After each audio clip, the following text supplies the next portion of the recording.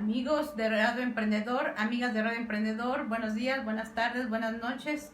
Los saludamos con mucho gusto en una emisión más de el despacho Medellín y Villalobos y Medellín, en el cual estamos hablando de empresas en riesgo. Empresas en riesgo no es una metáfora, es realmente algo que las empresas el día de hoy tienen que considerar y sobre todo prevenir. Es mejor, como dice el refrán, más vale prevenir que lamentar.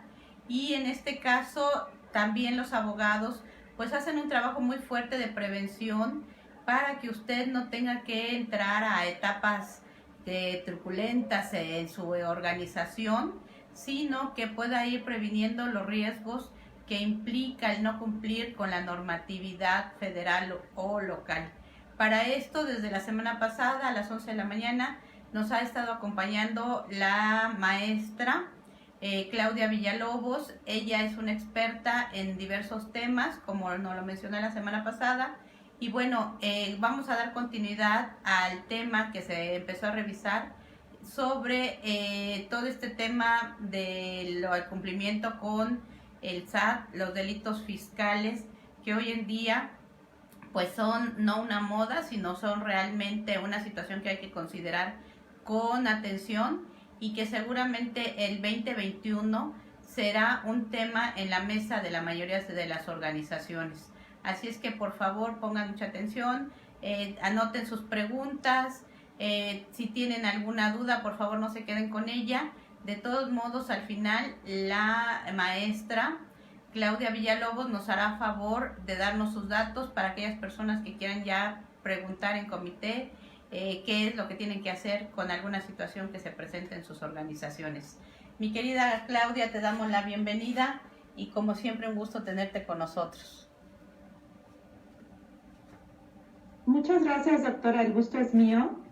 Les agradezco mucho el espacio. Siempre uno agradece mucho que pues le permitan un poco dar su visión y también pues darles algunos tips a las empresas para que puedan pues controlar un poco más los riesgos que pudieran tener en caer en incumplimientos. Entonces para nosotros es un honor poder estar aquí. Los invitamos también, como comentaba la doctora, a hacer sus preguntas. Mi mail es claudia.villalobos@mv, M de mamá, B de vaca, _abogados.com. En caso de que no tengamos oportunidad de contestarlas en este programa, las vamos a ir atendiendo poco a poco.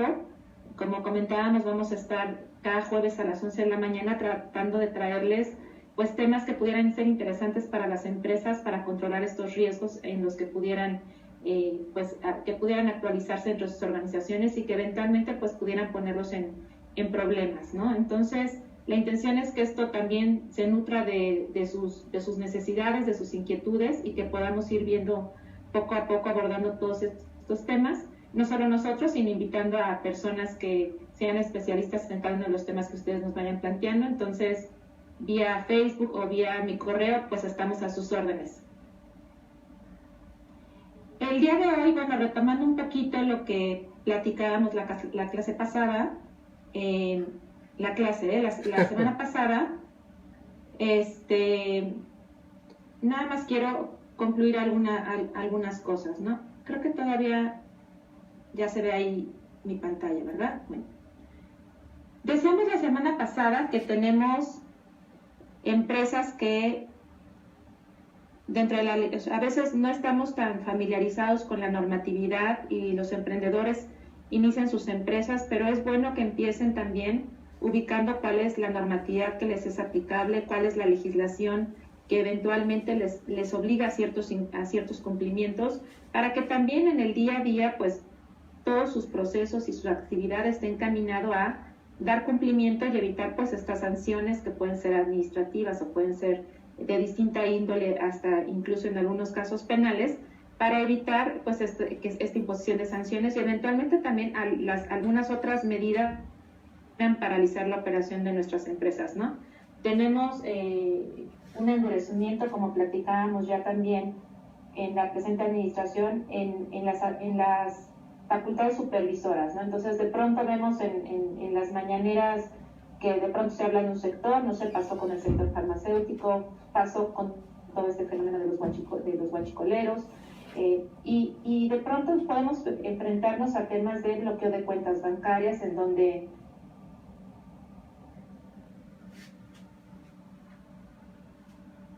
echarlo para atrás, y entonces sí es importante que seamos muy cuidadosos en el manejo y en el cumplimiento normativo de nuestras organizaciones, ¿no?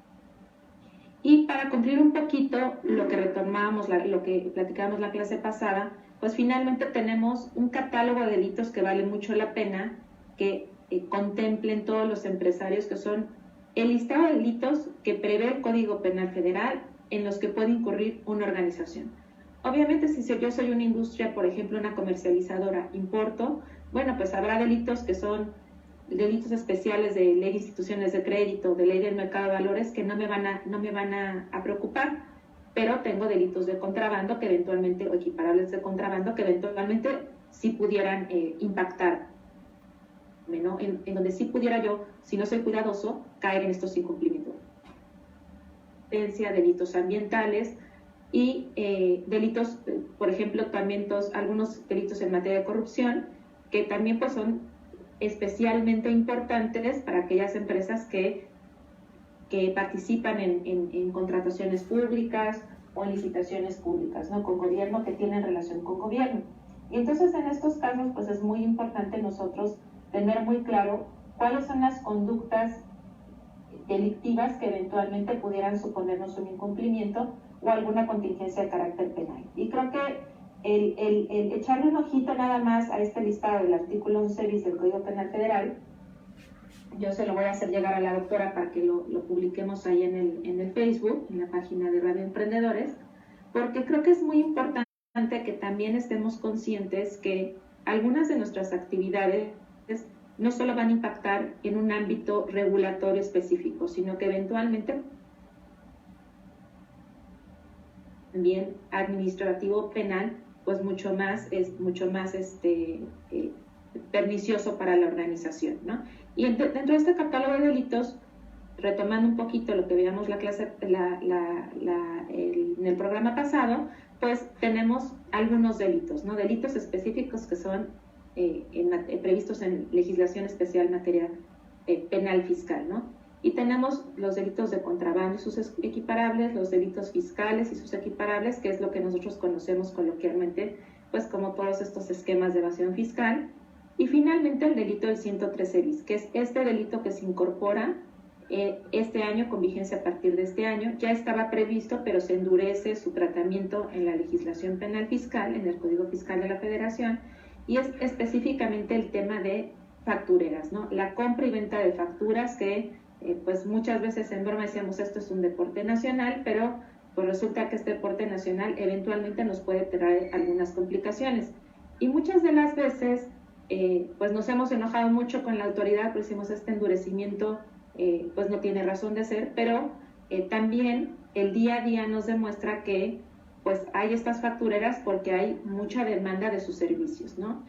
Y puede ser que sean servicios que nos supongan un tema de subcontratación, que nos provean de esquemas de subcontratación más o menos agresivos, que por cierto el día de hoy se presenta ya cuál es la iniciativa en materia de subcontratación.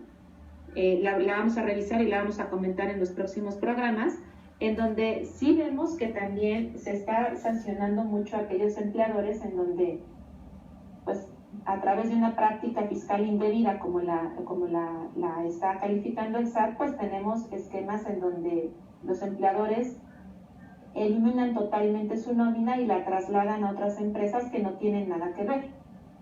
Incluso tuve la oportunidad el día de ayer estar dando una clase allá en la Fiscalía General sobre lavado de dinero, y precisamente pues esto me permitió revisar algunas resoluciones y me encontré con una resolución muy interesante en donde veíamos cómo la autoridad, estos esquemas de impuestos, estos ingresos asimilados a salarios que reciben muchas de las veces algunos empleados de las empresas bajo este esquema, no como empleados sino como ingresos asimilados a salarios, les están imputando a las personas físicas, es decir, a las personas humanas, no a las empresas, temas de lavado de dinero, porque después de que sale el dinero de la empresa a través de esta contratación de servicios con distintas connotaciones, ¿no?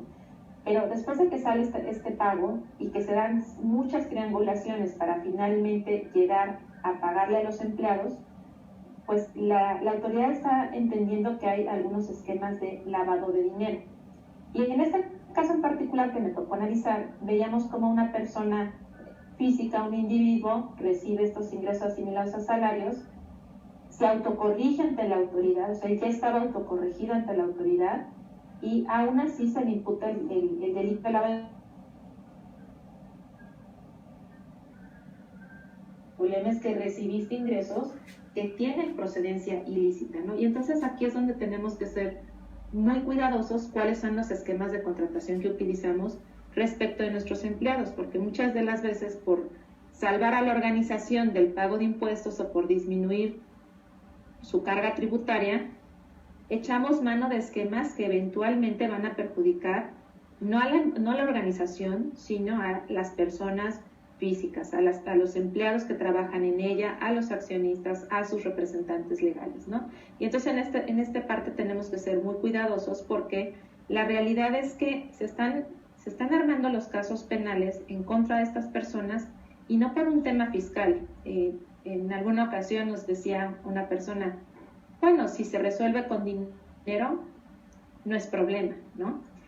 El problema es que aquí ya no es un tema de que se resuelva con dinero, porque en este caso que les estoy yo platicando, pese a que había ya una autocorrección por parte de la persona física, se le imputó el delito de lavado de dinero, ¿no? Y entonces a veces, pues no sin querer, ¿no? Por parte de las empresas, al echar mano de todos estos esquemas de subcontratación, pues vamos a perjudicar a nuestros empleados, ¿no? Y claro, la autoridad tampoco es tonta, al contrario, es muy estratégica, y pues agarra al eslabón más débil, ¿no? Dice, bueno, la forma de presionar a la organización para que deje de generar estas prácticas ilícitas, estos esquemas, para que deje de contratar estos esquemas de subcontratación, pues es precisamente presionando a través de los individuos, al individuo que sí puedo detener, sí puedo meter a la cárcel, ¿no?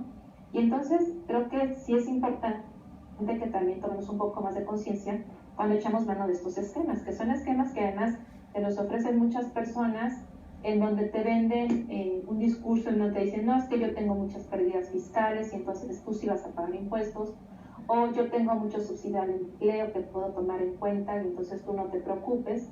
Y entonces pues endulzan un poquito el oído de los empresarios, y claro que ellos dicen, bueno, si a mí esto me va a significar un ahorro de 20-30%, pues entonces claro que echo mano de estos esquemas, pero sin tomar en cuenta que eventualmente pues los más perjudicados pueden ser precisamente los propios empleados.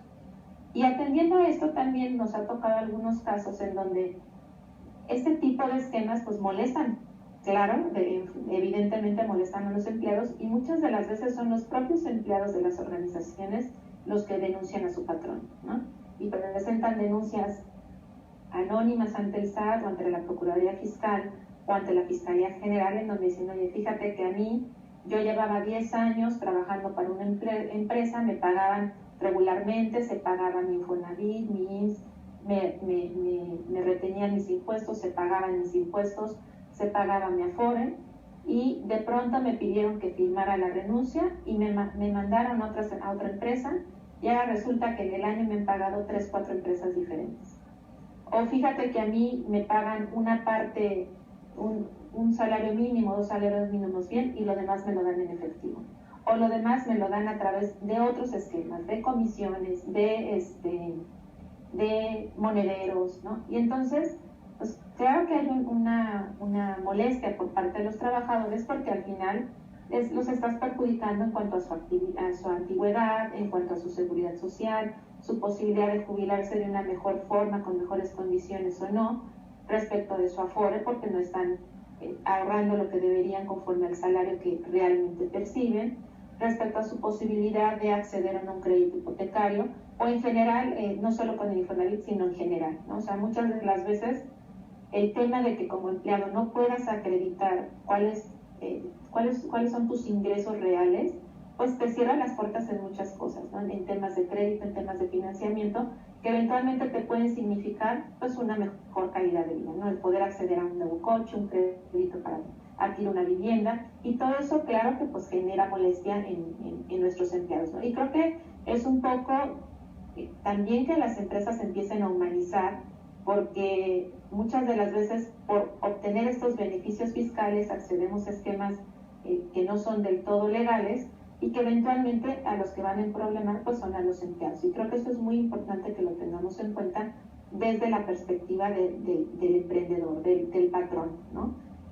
Yo sé que a veces sale muy caro contratar como se debe contratar en términos de la ley, pero la realidad es que también el tener a un empleado que esté bien contratado pues va a generar también lealtad, porque tú estás siendo leal con él y él va también a percibir que en ese empleo va a tener muchos beneficios que son los que otorgan la ley, que eventualmente en otro empleo pudiera no tener, ¿no? Y entonces creo que también eso eventualmente a la larga pues será beneficioso para las empresas. Y bueno, entonces sí les sugiero que vean este catálogo de delitos que les comentaba yo de los CEBIS, lo vamos a compartir de todos modos en la página. ¿Por qué? Porque pues al final del día vamos a tener consecuencias, ¿no? O sea, como persona jurídica, les comentaba yo la semana pasada, que ya no es nada más al representante legal, ¿no? Y entonces ya todo este esquema en donde, no, pues sabes que tráete al repartidor, o tráete al chofer, o tráete al de vigilancia para que sea el accionista de la empresa, pues todos estos esquemas eventualmente se empieza a cerrar la puerta, porque ya no va a ser lo importante para la autoridad. El día de hoy estuvimos en la Libre con una clase que nos dio el director general de control procedimental de la Procuraduría Fiscal, y él nos platicaba también pues todos estos, o sea, desde la óptica de la autoridad, cómo se están manejando todos estos temas de la falta del debido control de la organización, ¿no?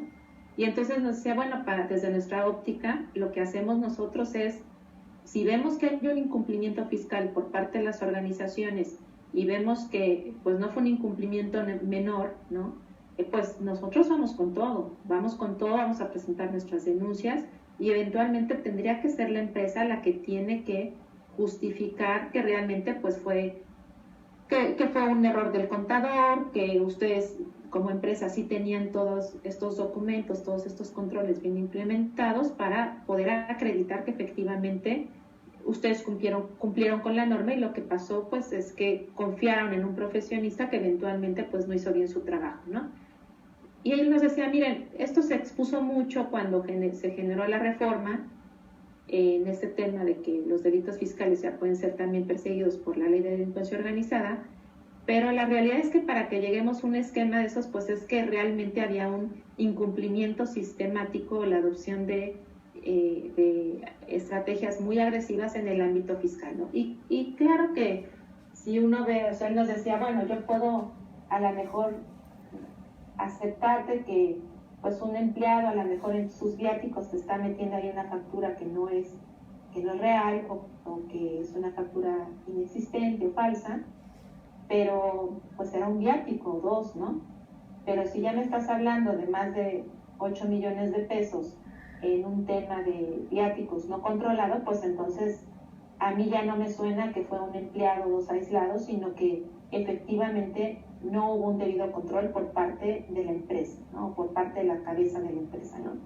Y por eso todo este tema del debido control involucra pues no a los empleados de baja jerarquía, sino específicamente en las normas ISO se habla de la alta dirección y del órgano de gobierno, porque son ellos los que deberían estar involucrados en cumplir o dar cumplimiento normativo a todas las obligaciones que se generen, ¿no? Porque finalmente pues son ellos los que mayor poder de decisión y mayor responsabilidad tienen a su cargo, ¿no? Y de aquí la importancia de que desde el inicio de que se inicie una empresa, pues se tome en cuenta también este aspecto de cumplimiento normativo, con independencia de toda la temática ya de valor en materia de responsabilidad social que se pretenda darle, ¿no? O sea, nos preguntaban el otro día, bueno, ¿qué diferencia hay entre una y otra? La realidad es que la responsabilidad social es una visión dentro de la empresa en donde te vas a hacer cargo de las consecuencias que tengan tu actividad, ¿no? O sea, de generar realmente una propuesta de valor dentro de la sociedad, de generar compromisos en el ámbito ambiental, en el ámbito normativo, en el ámbito social, en el ámbito cultural, ¿no? Y la parte del cumplimiento normativo pues es una parte de la responsabilidad social, porque no podríamos hablar de una empresa socialmente responsable que evade impuestos, ¿no? O una empresa socialmente responsable que a lo mejor tiene todas sus baterías puestas en usar material reciclado, pero que no paga las contribuciones de sus empleados, ¿no? O les paga mitad y mitad y los tiene sujetos o los limita en los beneficios que eventualmente pudieran tener, insisto, en temas de jubilación, en temas de acceso a financiamientos, en temas de acceso a servicios de seguridad social, ¿no? Y entonces aquí es donde tenemos a veces algunas incongruencias y en donde vemos que pues tanto empresas grandes como empresas pequeñas a lo mejor tienen mucho compromiso respecto de ciertos aspectos, pero a nivel interno no tienen tanto ese compromiso, o por lo menos se evidencia que no están tan comprometidos con el cumplimiento de la norma, ¿no? Y entonces de ahí la importancia de que sí tengamos muy claro cuál es, o sea, qué es la parte que nos toca hacer, ¿no?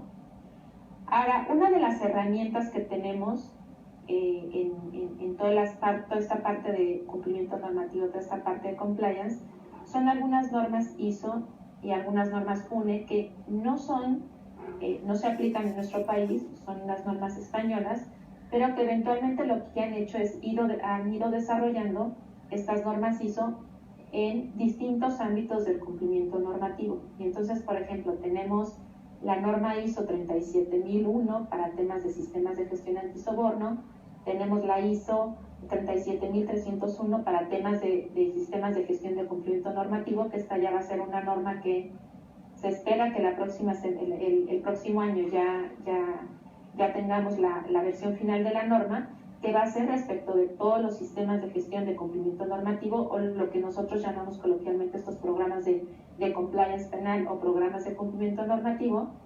Y esas dos normas, las 37.001 de soborno se puede certificar, la 37.301 eventualmente también se espera que se pueda certificar, y con motivo de esta pues han estado saliendo otras normas en donde se han ido desglosando las distintas obligaciones que desde una organización se pueden tener, ¿no? Para ir también mitigando los distintos tipos de riesgo que estos incumplimientos pudieran suponerle a las empresas, ¿no? Y entonces, por ejemplo, tenemos la UNE 19.601, que es respecto de riesgos penales, riesgos de cumplimiento normativo en materia penal, y la UNE 19.602, que es respecto de compliance tributario o cumplimiento normativo en el ámbito tributario o fiscal, ¿no? Pero la realidad es que todas estas normas nos hablan siempre de lo mismo. Oye, tienes que revisar cuáles son tus riesgos respecto de tu actividad, respecto de tu operación. Identifica cuáles son estos riesgos, porque la única forma de que tú generes un control es identificando el riesgo. Y nos ha pasado, Paola y yo somos auditoras en la norma ISO 37001, esta de sistema de gestión antisoborno que les comentaba, en donde llegas a las auditorías y tienen controles y tienen sus procesos muy establecidos y tienen su manual, pero a la hora que les pides el paso número 1, que es enséñame tu mapa de riesgos, lo tienen muy mal hecho. Entonces nos ha pasado que, por ejemplo, tenemos empresas que no vislumbran en sus riesgos de soborno, son empresas que a lo mejor sí tienen relación con gobierno, en donde no tienen delitos relacionados con corrupción, por ejemplo, no desde ese ámbito. Y entonces vemos que tienen identificados muchos riesgos en relación a corrupción entre particulares, ¿no? Que es muy válido porque es un riesgo importante que hay que mitigar, pero el día a día que ellos tienen, no lo tenemos. Nosotros les preguntamos, oye, y en porcentaje de tu operación, ¿cuánto de tu operación depende de gobierno? No, pues el 30%. Bueno, entonces ahí ya tienes un 30% sujeto a un riesgo que no estás, no digo yo ya mitigando, ni siquiera lo has identificado, ¿no? Porque muchas de las veces las personas que generan estos análisis de riesgo son personas internas dentro de la organización. Y ellos nos dicen, no, es que eso no pasa aquí, es que aquí nadie soborna a nadie, aquí no llega una visita y para nada, aquí somos unos santos, ¿no? Y entonces, aunque sean santos, el riesgo se tiene que identificar.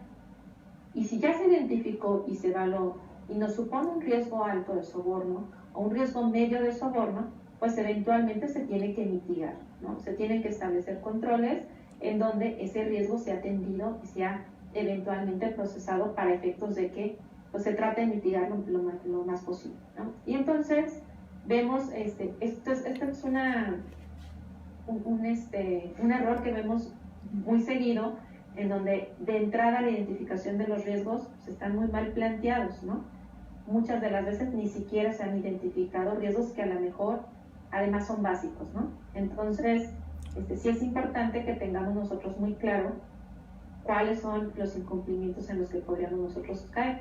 Y en el tema fiscal en específico, creo que aquí la ventaja que tenemos como organización es que el tema fiscal pues es un tema que está limitado a tus obligaciones, ¿no? Entonces, si tenemos ciertas operaciones, pues entonces, y generamos esta actualización de la norma, bueno, pues entonces estaremos sujetos a ciertas obligaciones fiscales. Me explico.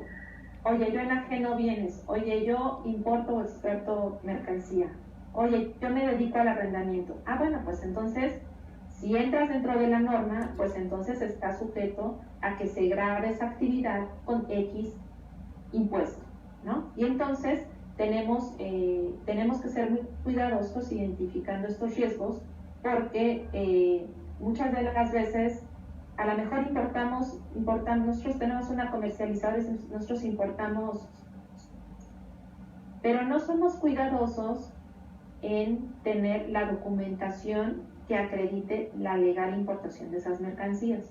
Y de pronto nos llega una visita, o de pronto ya nos detuvieron un contenedor en la aduana, ¿no? No, pues es que me lo importó mi compadre que tiene un padrón importado. Sí, fíjate nada más que en ese contenedor, pues no nada más venía lo que ellos reportaron, venían más cosas. Y si son mercancía apócrifa, o si es mercancía pirata, o si es mercancía que no estaba declarada, pues tú vas a tener ahí detenida tu mercancía por mucho tiempo y la vas a tener que pelear y además vas a tener que pagar los impuestos que correspondían por la importación de esa mercancía.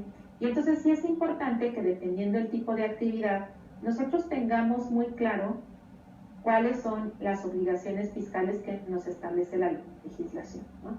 Y ese es el paso número 1, el paso básico. Si no lo tenemos identificado, no hay forma de mitigarlo, no hay forma de controlarlo y eventualmente no va a haber forma de defendernos porque no vamos a tener esta posibilidad de habilidad que nos van a pedir desde la autoridad, ¿no? Desde la óptica de la autoridad nos va a decir, a ver, ¿qué hacías tú para comercializar correctamente ese producto? ¿Qué hacías tú para verificar que efectivamente se pagan las contribuciones? Contraté a un agente aduanal, muy bien. ¿Qué debida diligencia tenías con ese agente aduanal? ¿Verificaste que el agente aduanal pagara esas contribuciones o no? Porque nos tocó un caso hace algunos años en donde una importadora, que era una proveedora de una dependencia de gobierno muy importante, le pagaba, contrató a sus agentes aduanales y uno de ellos pues les jugó muy chueco y empezaron a importar, pero nunca tuvieron el cuidado de guardar esa documentación y en algún momento les llega la notificación del SAT con la determinación de un crédito fiscal muy alto, muy importante, porque no se habían pagado las contribuciones de comercio exterior y unas cuotas compensatorias que tenían pendientes. Dicen, nosotros pagamos todo se lo pagamos al agente aduanal.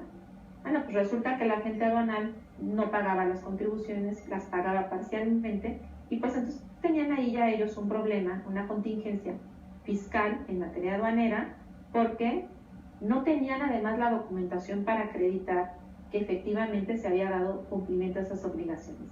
Tenían estos traslados de recursos, estos pagos al agente aduanal, pero no contaban realmente con documentación que acreditara que efectivamente ellos estaban verificando cuál era el trabajo del agente aduanal y que éste cumpliera con las obligaciones fiscales en representación de la empresa que lo estaba contratando. Y entonces, claro que esto pues le significó un jalón de orejas por parte de la dependencia de gobierno, obviamente pues manchó su reputación y pues le significó tener que iniciar un tema penal en contra del agente aduanal, pero también ellos enfrentar en lo personal, dentro de la organización, pues este incumplimiento que se les estaba imputando por parte ya de aduanas, ¿no?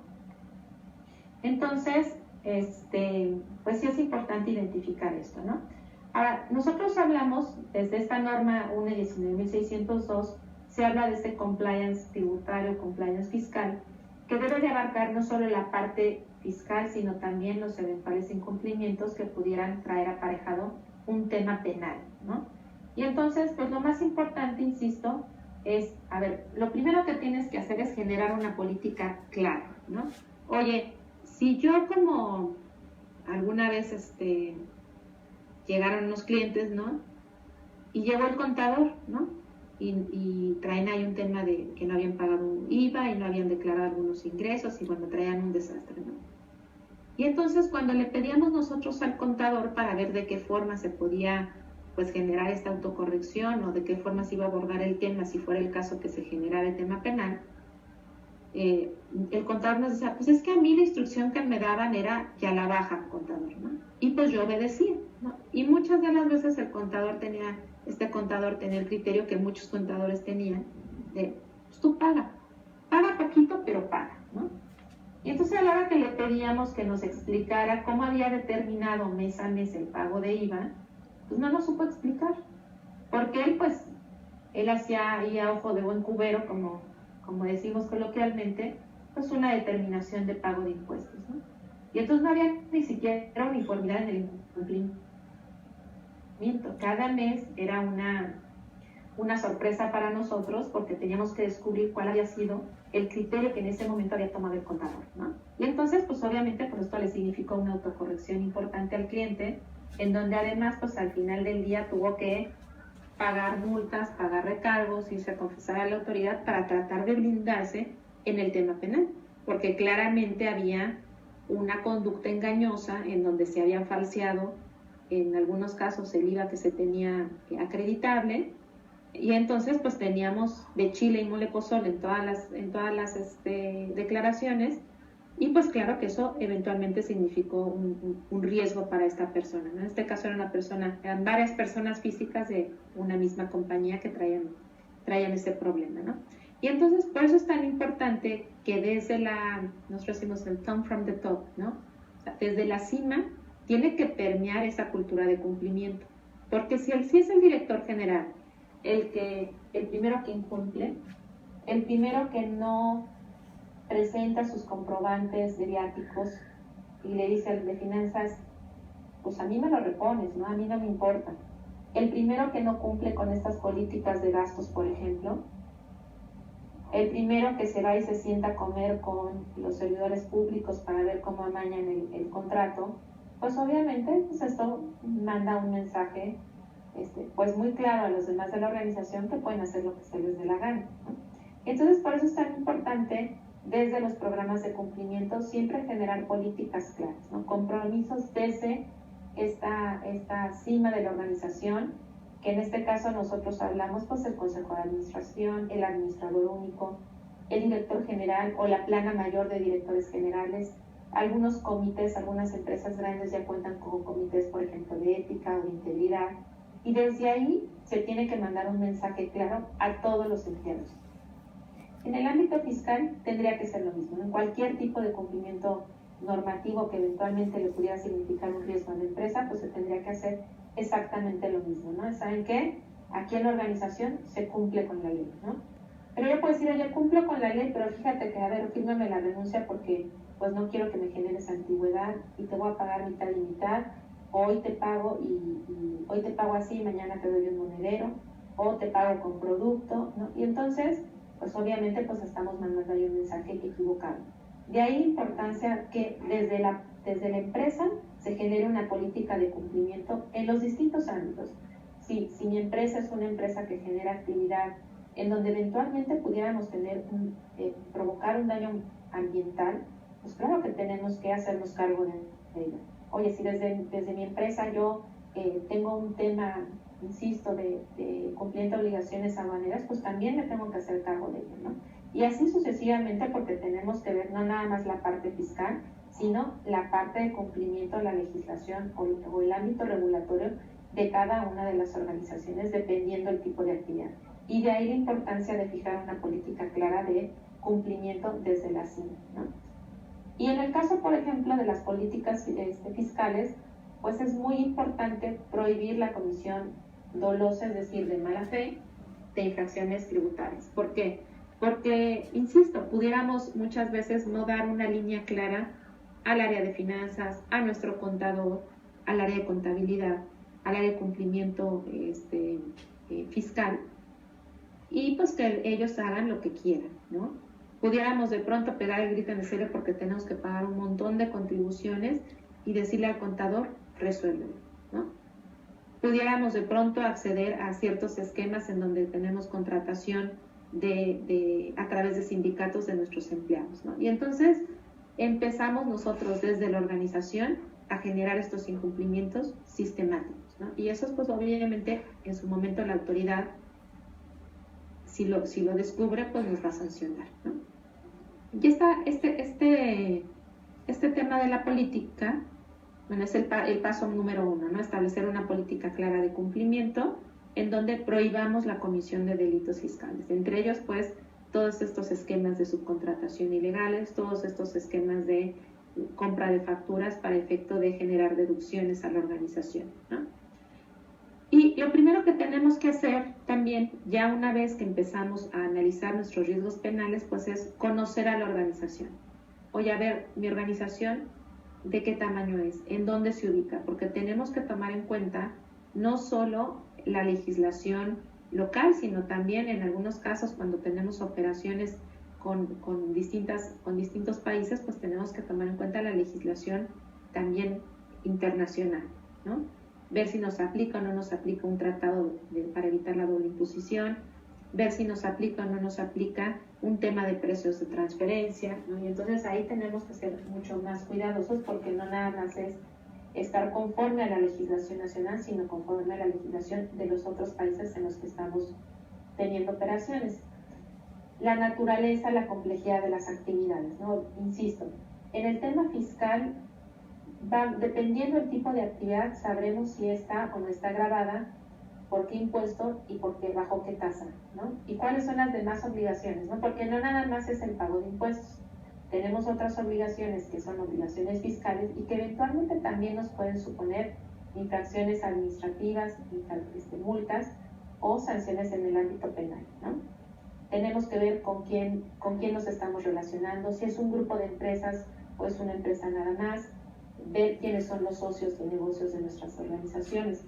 Tenemos que empezar a fijar políticas claras, por ejemplo, para el tema de proveedores, ¿no? O sea, fijar qué procesos de contratación vamos a tener con los proveedores, qué les vamos a exigir, porque además aquí tenemos un tema muy importante, todo este tema de este listado de 69B, que para los que no lo conozcan es un listado que se publica en el Diario Oficial de la Federación, en términos del 69 del Código Fiscal de la Federación, en donde el SAT, después de tener acceso a cierta información y analizarla, determina que hay ciertas organizaciones que no tienen activos o que no tienen infraestructura o que no tienen empleados y que entonces no pueden estar facturando, proveyendo los servicios que dicen que proveen o vendiendo los productos que dicen que venden a las demás empresas, ¿no? O que de pronto no están localizados, ¿no? Y entonces en estos casos el SAT lo que hace es decir, para mí eres una empresa facturera, ¿no? O sea, eres una empresa que sin tener los activos necesarios, sin tener la infraestructura necesaria, estás facturando, estás vendiendo papel. ¿Para qué? Pues para generarle deducciones a esa otra empresa que te está comprando ese papel, esa factura, sin que en realidad le hayas prestado un servicio o le hayas dado un producto, ¿no? Y platicábamos la vez pasada un ejemplo, ¿no? Oye, aquí dice que vendiste 10,000 uniformes. Muy bien, va a llegar la autoridad a decir, ¿qué hiciste con esos 10,000 uniformes? No, pues los vendí. A ver, enséñame que los vendiste. No, pues no los he vendido. A ver, entonces vamos a verlos. Enséñame tu inventario.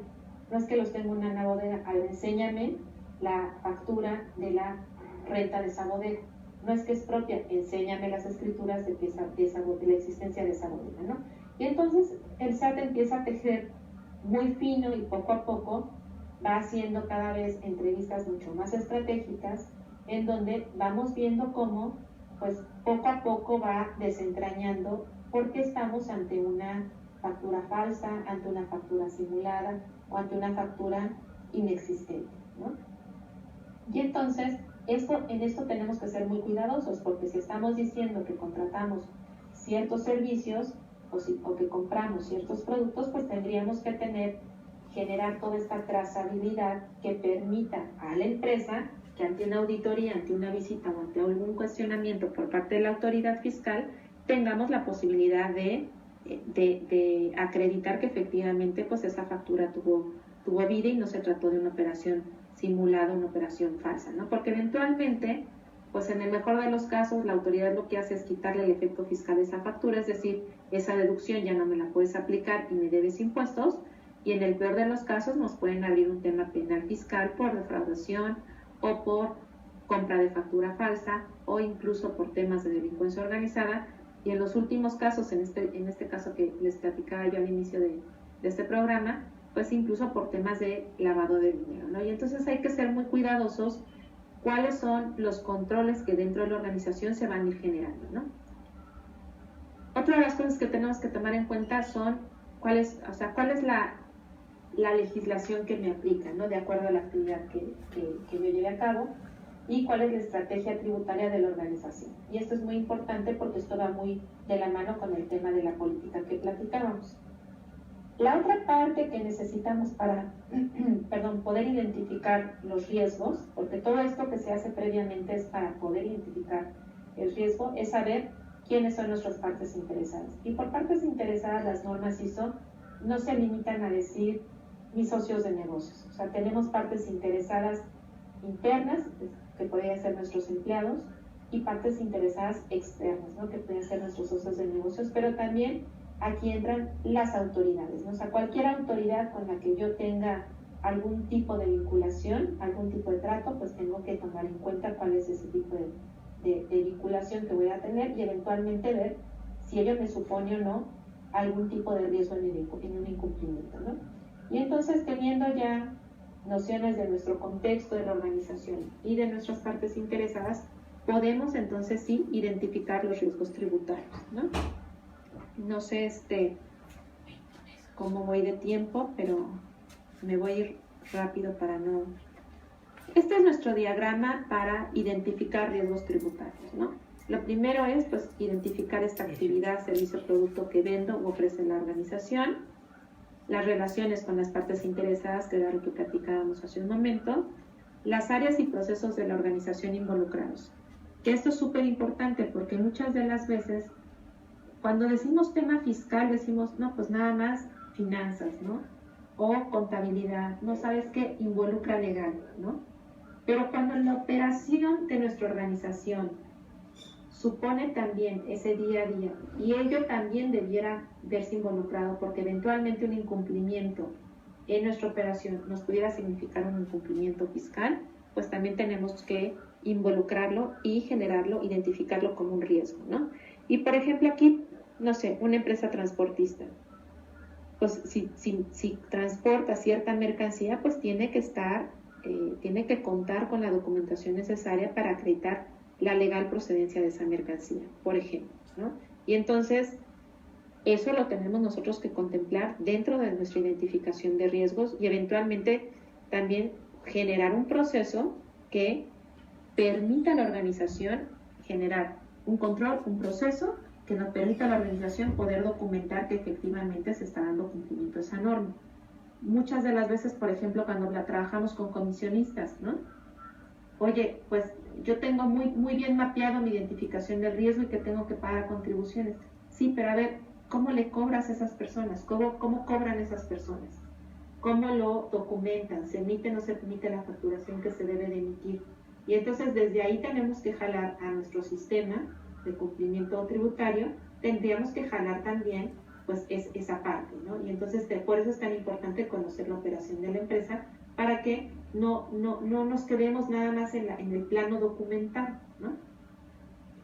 Después de eso, tenemos que identificar cuáles son nuestras obligaciones fiscales, ¿no? Si yo no sé si mi actividad me genera o no me genera una obligación fiscal, pues no voy a poder atenderla, no voy a poderle dar cumplimiento, ¿no? Y esto, aunque parezca algo muy sencillo y muy simple, muchas de las veces no lo tenemos claro dentro de nuestra actividad, porque perdemos de vista que esa actividad en concreto, fíjate que sí está prevista en el Código Fiscal, o si está sujeta a IVA, o si está sujeta a IEPS, o si está sujeta a impuestos sobre la renta, ¿no? Entonces es importante sí identificar muy bien ese riesgo y también cuál es el incumplimiento que eventualmente me pudiera actualizar ese riesgo. Ya que tengamos identificados nuestros riesgos con base en nuestras actividades, nuestro contexto y nuestro análisis, tenemos que hacer ya el análisis del riesgo. Y entonces ya nos tendríamos que meter a analizar, bueno, ese riesgo que me supone. Oye, ¿qué incumplimiento supondría? ¿Ese incumplimiento de cuánto estamos hablando? ¿Es un incumplimiento nada más administrativo o me supone un incumplimiento penal? Oye, ese incumplimiento me supone que me embarguen las mercancías.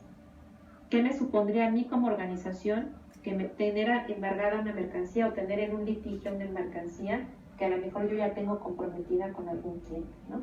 Y todo eso son cosas que tenemos que tomar en cuenta en nuestro análisis de riesgos. Una vez que lo analicemos, tenemos que valorar el riesgo, ¿no? Y entonces, para efectos de valorar el riesgo, tenemos que contemplar precisamente los elementos que vamos a sacar del análisis de riesgos, que es el impacto y la probabilidad. Oye, ¿qué tan probable es que yo incurra en este incumplimiento? No, pues fíjate que todos los meses se presenta la declaración de IVA a destiempo. O pasan meses y no la presentamos. Bueno, ahí ya tienes un riesgo de incumplimiento, porque la ley te dice que esa declaración de IVA la tienes que presentar el día 17 del mes siguiente que se estés reportando, ¿no? Y entonces, oye, pero no importa, es provisional. No, es que no es provisional, es definitiva. Y entonces sí te supone, sí te empiezan a correr plazos para una infracción administrativa y para una infracción penal incluso, ¿no? Y entonces por eso es tan importante que valoremos cuáles son los riesgos. No solo tomando en cuenta el monto de la sanción o el tipo de sanción que nos puede ser aplicable, sino también el impacto que pueda tener en la organización. Oye, ¿qué impacto reputacional tiene? A nivel operativo, ¿qué impacto tendría que tuviéramos ese riesgo, ¿no? Y una vez que ya tuviéramos valorado el riesgo, que ya supiéramos cuáles son nuestros riesgos más altos, los riesgos medios, los riesgos bajos, entonces sí, la organización tendría la posibilidad de determinar cuáles son los riesgos que voy a priorizar a nivel fiscal, ¿no? Y entonces excelente. A lo mejor yo digo, bueno, sabes que en este esquema yo voy a seguir subcontratando a estos operadores, pero a todos estos empleados que son los que están en el día a día de la organización, a ellos no los voy a subcontratar, a ellos sí los subo a mi nómina y les voy a pagar pues conforme a derecho, ¿no? Muy bien. Y una vez que tengamos esto, pues muy bien, mi querida Claudia, me da mucho gusto, ha sido una explicación pues bastante precisa, bastante amplia, y nos gustaría, porque nos lo está pidiendo la gente del auditorio, que nos repitieras tu teléfono, mi querida niña. Claro que sí. Mi teléfono es 55 3966 7898 o 55 1353 0472, y mi mail es claudia.villalobos@mv-abogados.com. Pues, es muy importante que tomen en cuenta que hagan un diagnóstico de su organización, o sea, que sepan exactamente cómo van con el tema del cumplimiento fiscal, porque la realidad es que esto cada vez se está endureciendo más.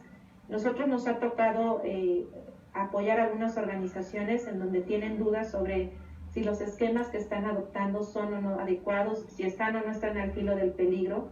Y la realidad es cuando les presentamos nosotros estos diagnósticos, a veces se van de espaldas, ¿no? Porque también es importante nosotros, como abogados, decirle al cliente, sin aras de espantarlo, sí ubicar al cliente qué sí está haciendo bien y qué sí está haciendo mal, y cuáles son las implicaciones legales en distintos ámbitos que se les pueden presentar, ¿no? Entonces sí es importante generar estos diagnósticos porque de pronto a veces en las organizaciones no es que como política tengan no cumplir, ¿no? Sino que a veces hay desconocimiento o hay pues algunos incumplimientos que no tienen ellos en el radar, ¿no?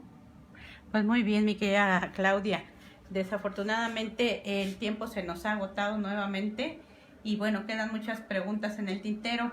Sabemos que la próxima semana vamos a iniciar con otro tema, pero sí les pediríamos a Medellín y Villalobos, a Villalobos y Medellín, si pudiéramos empezar la siguiente sesión del día jueves a las 11 de la mañana con preguntas que hoy se van a quedar pendientes sobre este tema, para que no dejáramos a nadie con las dudas y también pues invitar a todos nuestros amigos de Radio Emprendedor, a nuestras amigas de Radio Emprendedor, empresarios, empresarias, emprendedores y emprendedoras, a que pues acudan a los expertos, no esperen a tener sobresaltos y lo más importante, pues sí empezar a desarrollar una cultura de prevención y de cumplimiento. Pues mi querida Claudia, ha sido toda una conferencia. Nosotros estaremos enviando también el programa al canal de YouTube para la gente que lo quiera también revisar por este medio, para que pues se sigan empapando de este tema del que a veces hay poca información y más miedo, ¿no? O sea, hay mucha gente que solo se va por las noticias, empieza a entrar en pánico, pero no hace nada. Aquí hay que tomar al toro por los cuernos y dejarse guiar por las expertas.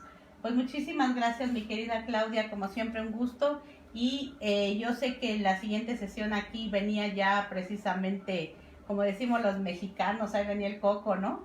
Porque creo que ibas a hablar sobre las sanciones y bueno, a lo mejor tú valóralo, sí nos vamos con una emisión más, un programa más sobre el tema, porque creo que da para mucho y tú lo valorarás. Y de todos modos recuerden, la próxima emisión de Empresas en Riesgo estaremos revisando este tema muy muy importante, y precisamente veíamos en las diapositivas de la maestra Villalobos la parte de las sanciones.